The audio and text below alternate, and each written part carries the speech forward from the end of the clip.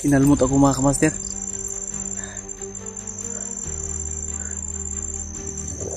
Nakita mo yung sumugod sa akin? Oh, pero hindi ko masyado malinaw. Buti na lang naka-jacket ako mga kamaster. Yung kuko niya talagang umano sa laman ko. Ay, gasgas ka ba? Dito lang. Nasugatan ka? Kamay lang. Pero hindi masyado kita. Hindi ka nagkagat? Hindi na ganun ko siya dito sa harapan eh. Sige mga kamaster. Hindi lang hukbong kilusan yung kalaban natin dito.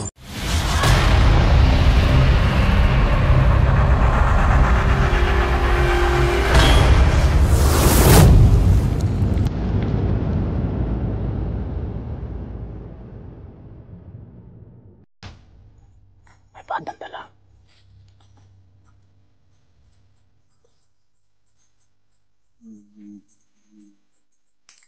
May batang dala. Ang haba ng armas. Ang haba ng armas.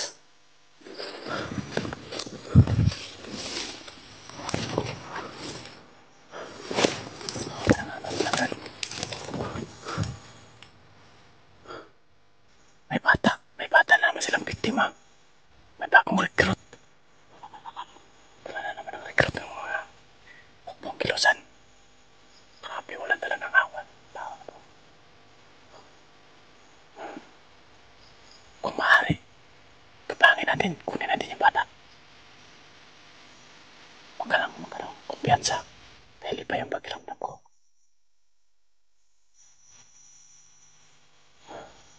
Pero hindi tayo makakilos pag wala tayong kailangan. Sundan mo. Magpapalan sa likuran ko. Sige. Yan, ay medyo kalayo na. So yun mga magkamaster, pipilitin namin sundan yung dalawang dumaan. Baka pwede natin makuha yung bata. Pagkita pa natin yun. Baka may mga kasama yun. Kunti ingat lang tayo.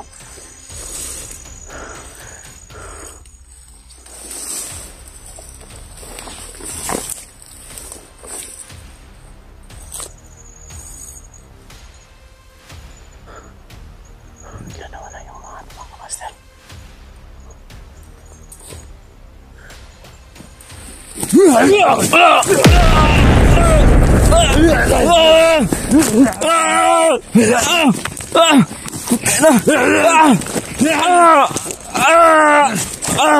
Brad!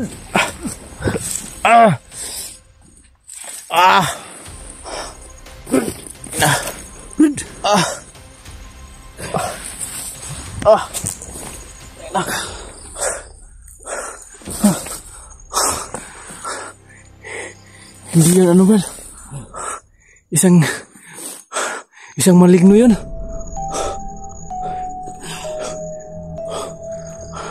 Ano yung ilaw mo? Ha? Yung ilaw mo? So mga kamaster, isang maligno yun. Ano yun?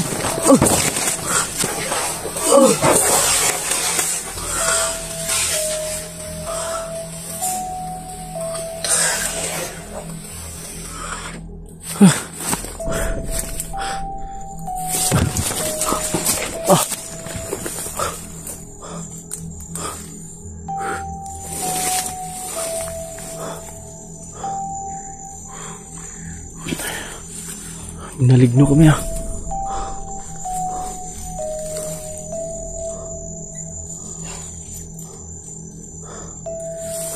Tangin na.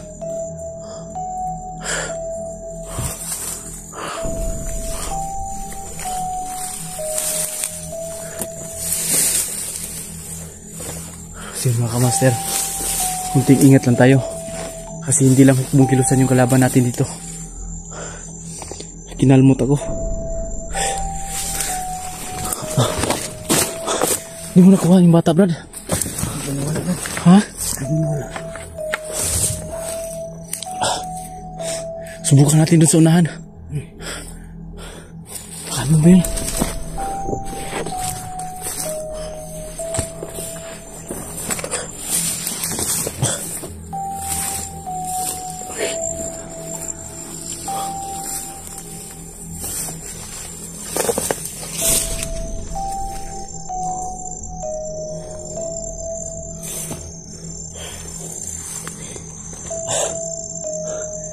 Nakita mo yung... Grabe.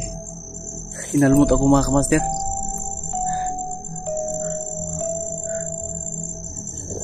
Nakita mo yung sumugod sa akin? Oh. Pero hindi ko masyadong malinaw.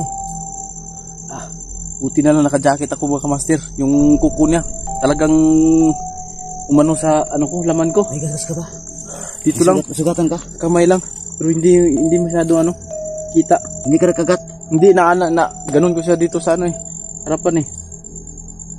Sige mga kamaster, hindi lang hukbong kilusan yung kalaban natin dito.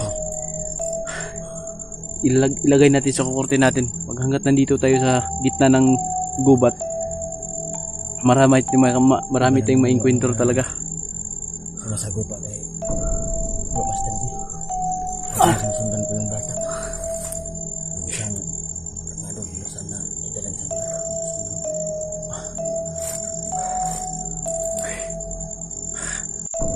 Maligno yata yung rat. Iba yung amoy. Sobrang masangsang yung amoy. Sakit sa ilong. Tapang yung amoy niya. Sobra. Hindi kaya yung totoong bata yung nakita natin. Baka minamalik mata lang tayo. Bakit biglang nawawala? Yun mga kamaster, di na sana ako maniniwala sa mga ganitong klaseng bagay. Ang naano ko lang, naaninagan ko, sobrang haba ng buhok, na sakit sa ilong yung amoy niya. Sobrang sangsang, parang ang lansa.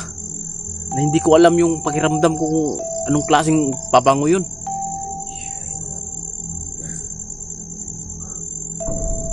Buti na lang dito, pagkagat na dito, na ano ko dito sa kamay ko.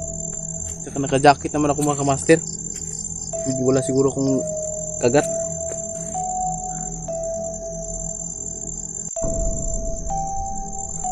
Brad, may laway yung sa liig mo, Brad. Yeah, pero naanuhan ko. Hindi naman siguro na sugatan.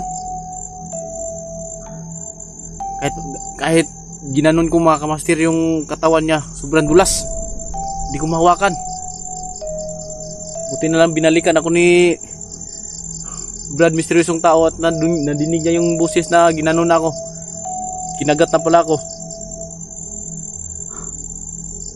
Kaya talagang hindi tayo pwedeng gumamit talagang hindi tayo pwedeng hindi tayo mag-iilaw.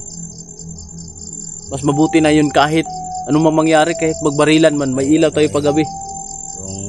Hindi naman yung dahilan yung mag-iilaw tayo na kung hanggang doon lang tayo ang buhay natin, wala tayong magagawa kahit hindi pa tayo mag-iilaw pag ganda lang buhay natin. Diyan lang yung buhay natin, wala.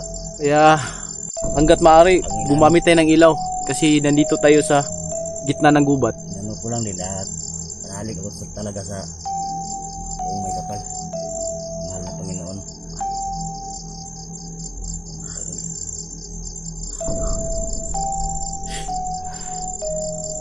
Grabe. Hanap na lang tayo sa grupo natin yung mga gusto natin sa ito. Pwede. Tingnan pag kita na tayo doon, tingnan natin ang buong katawan mo. Baka may ano sa katawan mo. Sa pagka ilang oras, baka magiging ka na rin taong gubat. So yun mga kamaster, alas 12 na ng gabi.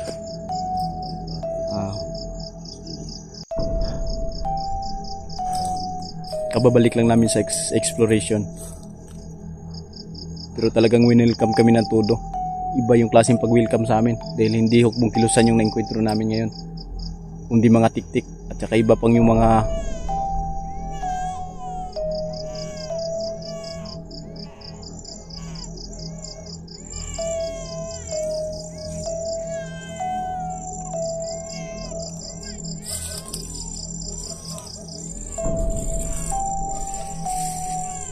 May umuungol mga kamaster.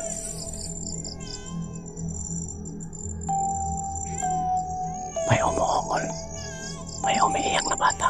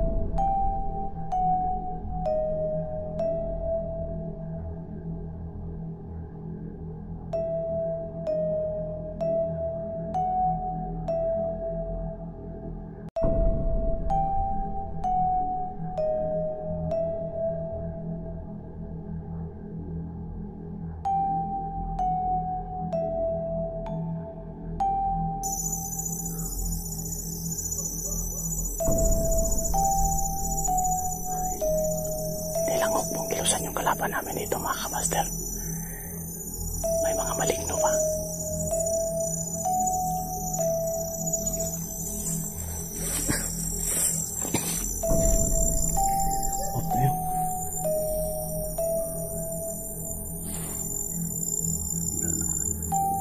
Kaya nga eh.